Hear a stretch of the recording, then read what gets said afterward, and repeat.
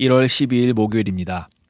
오늘 새벽 우리에게 주시는 하나님의 말씀은 갈라디아서 3장 15절부터 22절까지의 말씀입니다. 형제들아, 내가 사람의 예대로 말하노니 사람의 언약이라도 정한 후에는 아무도 패하거나 더하거나 하지 못하느니라. 이 약속들은 아브라함과 그 자손에게 말씀하신 것인데 여럿을 가리켜 그 자손들이라 하지 아니하시고 오직 한 사람을 가리켜 내 자손이라 하셨으니 곧 그리스도라. 내가 이것을 말하노니 하나님께서 미리 정하신 언약을 430년 후에 생긴 율법이 폐기하지 못하고 그 약속을 헛되게 하지 못하리라. 만일 그 유업이 율법에서 난 것이면 약속에서 난 것이 아니니라. 그러나 하나님이 약속으로 말미암아 아브라함에게 주신 것이라. 그런즉 율법은 무엇이냐? 범법함으로 더하여진 것이라. 천사들을 통하여 한 중보자의 손으로 베푸신 것인데 약속하신 자손이 오시기까지 있을 것이라. 그 중보자는 한 편만 위한 자가 아니나 하나님은 한 분이시니라. 그러면 율법이 하나님의 약속들과 반대되는 것이냐? 결코 그럴 수 없느니라. 만일 능히 살게 하는 율법을 주셨더라면 의가 반드시 율법으로 말미암았으리라. 그러나 성경이 모든 것을 죄 아래에 가두었으니 이는 예수 그리스도를 믿음으로 말미암는 약속을 믿는 자들에게 주려 함이라. 사도 바울은 계속해서 갈라디아 성도에게 우리가 의인된 근거가 무엇인지, 우리가 구원받은 것이 무엇 때문인지를 계속해서 전하고 있습니다. 11절의 말씀이 그것입니다. 또 하나님 앞에서 아무도 율법으로 말미암아 의롭게 되지 못할 것이 분명하니 이는 의인은 믿음으로 살리라 하였음이라. 아멘. 오늘 우리가 함께 읽은 말씀도 계속해서 우리의 의가, 우리의 구원이 무엇으로 된 것인지에 대해 말씀하고 있습니다. 16절에서 18절의 내용을 보시면 하나님께서 아브라함과 약속을 하셨습니다. 사람의 언약 또는 유언을 아무렇게나 더하거나 없앨 수 없는 것처럼 하나님께서 아브라함과 한 이 약속도 그 누구도 바꿀 수 없고 그 누구도 없앨 수 없음을 말합니다. 그 누구도 더하거나 패할 수 없는 약속, 하나님께서 아브라함과 하신 약속은 창세기 13장 14절 15절의 내용을 보면 알 수 있습니다. 롯이 아브라함을 떠난 후에 여호와께서 아브라함에게 이르시되 너는 눈을 들어 너 있는 곳에서 북쪽과 남쪽 그리고 동쪽과 서쪽을 바라보라.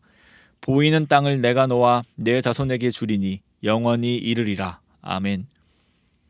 하나님께서는 아브라함에게 너와 내 자손에게 보이는 땅을 줄 것이고 이것이 영원히 이를 것이라고 약속해 주십니다. 이 말씀을 보면 특정 민족, 아브라함의 육의 후손들, 유대인들만이 하나님의 언약과 복을 받은 것이라 생각할 수도 있겠습니다. 또 유대인들은 실제로 그런 생각을 하였습니다. 그러나 육의 혈통에 의해 하나님이 구원을 이루시는 것이 아님을 사도 바울은 이야기합니다. 창세기 13장 15절에 내 자손이라는 표현이 등장하는데 이때 내 자손은 내 자손들과 분명 차이가 있습니다. 자손은 단수이고 자손들은 복수이기 때문입니다. 그렇기 때문에 16절의 말씀처럼 여기서 내 자손은 바로 그리스도를 가리키는 것이다 라고 말씀합니다. 그러므로 아브라함의 자손들, 유대인만이 구원을 얻은 것이 아니라 아브라함의 자손, 즉 그리스도를 통하여 구원을 이루시겠다는 약속을 하셨음을 말하고 있습니다. 바울이 굳이 이 말씀을 하는 이유는 하나님께서 아브라함과 맺은 약속과 모세를 통하여 이스라엘 백성에게 주신 율법 두 가지를 시간의 순서대로 놓고 보면 아브라함과 맺은 약속이 먼저이고 율법을 받은 것이 나중입니다. 그렇기 때문에 17절의 말씀과 같이 하나님께서 아브라함과 맺었던 언약이 분명히 있는데 430년 뒤 생겨난 율법, 모세를 통해 이스라엘 백성들에게 주었던 그 율법 때문에 아브라함에게 주신 그 약속, 그리스도를 통한 구원이 좌지우지되지 않는다라는 것입니다. 좀 더 쉽게 이해해보자면 하나님께서 그리스도를 통해 분명히 구원을 약속하셨는데 이후에 생긴 교회에서의 봉사에 따라 열심히 섬기면 구원이 취소되지 않고 열심히 섬기지 않으면 구원이 취소된다라는 것입니다. 그러면 의문은 이것입니다. 그래, 맞다. 구원은 행위가 아닌 믿음으로 되어진 것이다. 오직 그리스도를 통해서 은혜로 주어진 것이다. 그러면 대체 하나님께서는 왜 율법을 주셨는가? 율법의 행위가 우리에게 아무런 쓸모도 없다면 왜 굳이 율법을 주셨고 율법을 지키라 하셨는가라는 의문이 생깁니다. 그것에 대해 바울은 19절과 같이 말씀을 이어갑니다. 그런즉 율법은 무엇이냐? 범법함으로 더하여진 것이라. 천사들을 통하여 한 중보자의 손으로 베푸신 것인데 약속하신 자손이 오시기까지 있을 것이라. 아멘. 범법함으로 더하여진 것입니다.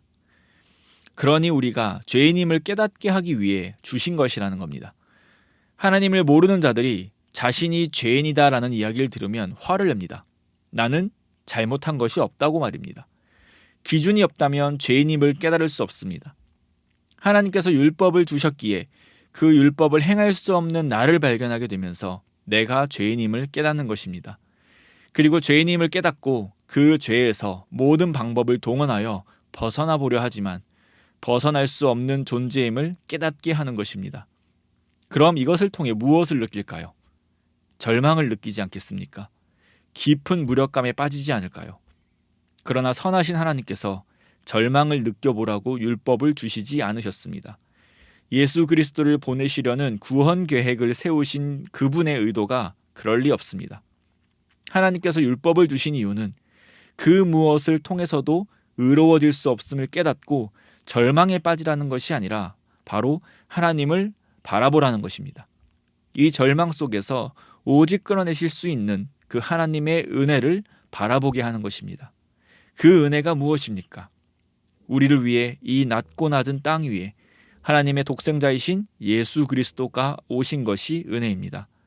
그리고 그 예수가 그리스도임을 알게 하신 것이 은혜입니다. 또 아는 것으로만 끝나는 것이 아니라 예수를 그리스도로 믿게 하신 것이 은혜입니다.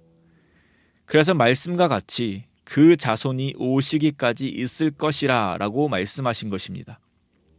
그렇기에 율법의 역할은 은혜를 얻게 하고 불의한 우리가 의로워지고 멸망당할 우리가 구원에 이를 수 있게 해주는 것이 아닙니다.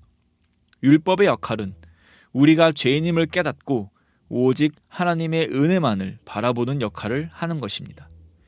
말씀을 맺겠습니다.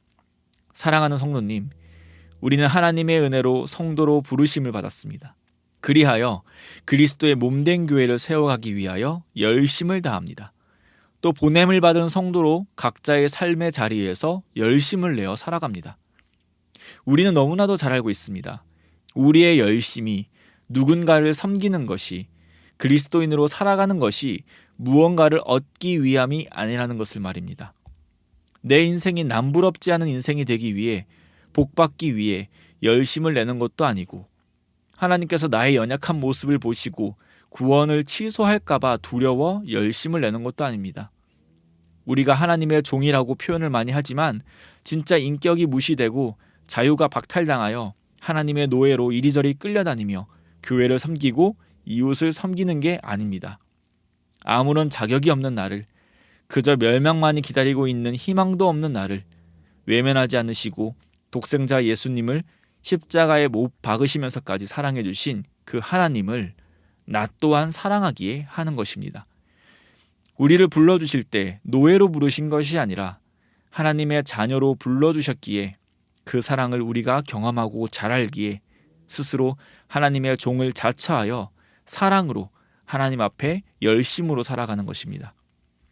그렇기에 갈라디아 성도들이 받았던 유혹들을 우리가 오늘 말씀에 의지하여 기꺼이 이겨낼 수 있기를 소망합니다.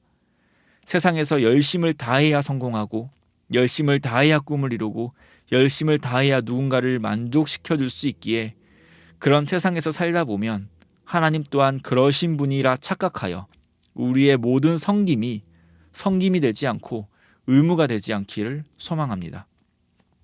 오늘을 살아가실 때 우리에게 허락하신 이 하루 속에서 하나님의 사랑과 은혜로 살아가는 우리 되기를 소망합니다.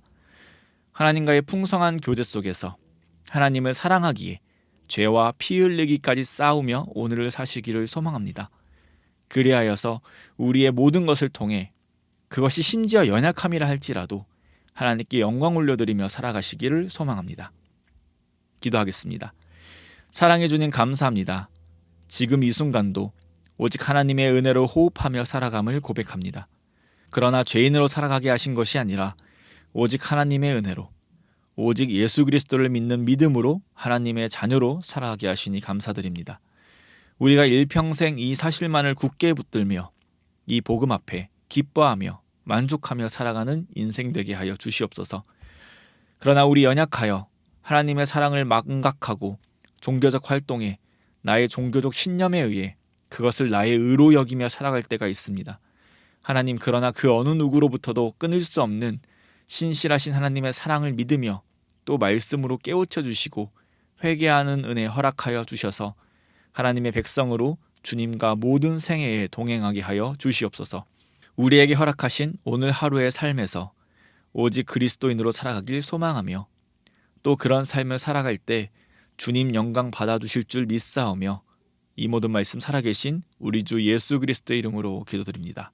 아멘. 이 시간 함께 기도하실 때 주신 말씀을 붙들고 기도하시고 주간 기도 제목에 따라 훈련과 교육을 위해서 기도하겠습니다.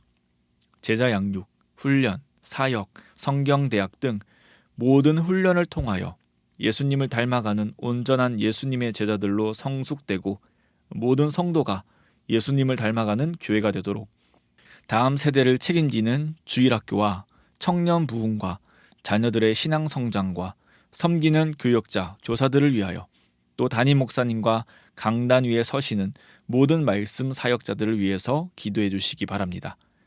합심 제목과 개인적인 제목으로 기도하겠습니다. 함께 기도하겠습니다.